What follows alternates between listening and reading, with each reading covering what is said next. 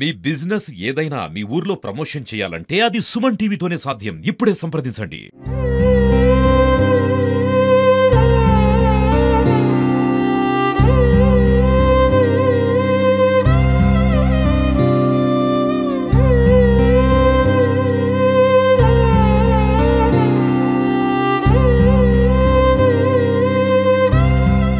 నమస్తే, welcome to Suman TV. కాకినాడలోని స్థానిక అచ్యుతాపురంలో ఒక తల్లిని కొడుకు పిడిగుద్దులు గుద్దడంతో ఆమె అక్కడికక్కడే కుప్పకూలి మరణించడం అయితే జరిగింది. అయితే తరచుగా కూడా తల్లిపై తిరగబడుతున్నాడు అంటూ కూడా చాలా మంది చెబుతూ ఉన్నారు. అసలు ఏం జరిగింది మనతో మాట్లాడడానికి సీఏ గారు ఉన్నారు. సార్ నమస్తే అండి. అసలు ఏం జరిగింది అంటే ఆ అబ్బాయి పరిస్థితి కూడా, మానసిక పరిస్థితి కూడా సరిగా లేదు.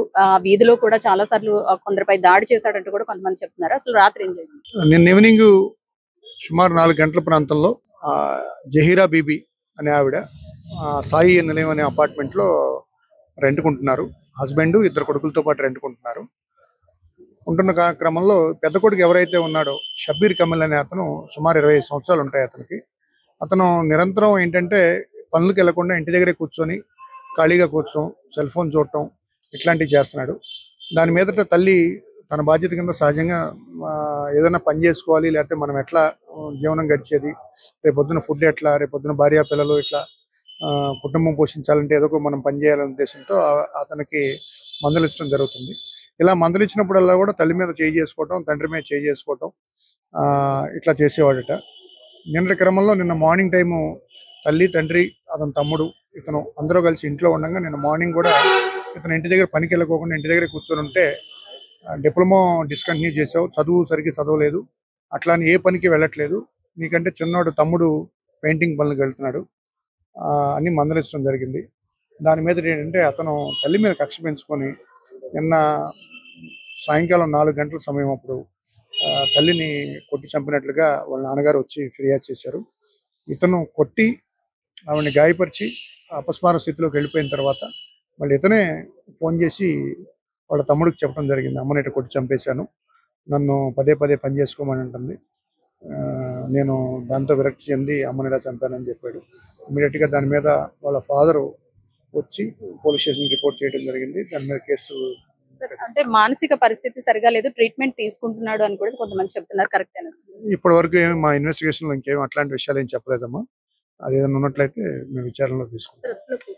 లేదండి, ఇంకా ఫోన్ వస్తే సరే అని చెప్పేసి మళ్ళీ అమ్మ కొట్టాడంటే మా చిన్నోడికి కంగారెడిపోయి అమ్మ కొట్టాడని డాడీ అని అన్నాడు. మళ్ళీ 10 నిమిషాలు పోయిన తర్వాత అమ్మ చంపేశాను రా, నేను స్టేషన్కి వెళ్ళిపోయి సరెండర్ అయిపోయాను.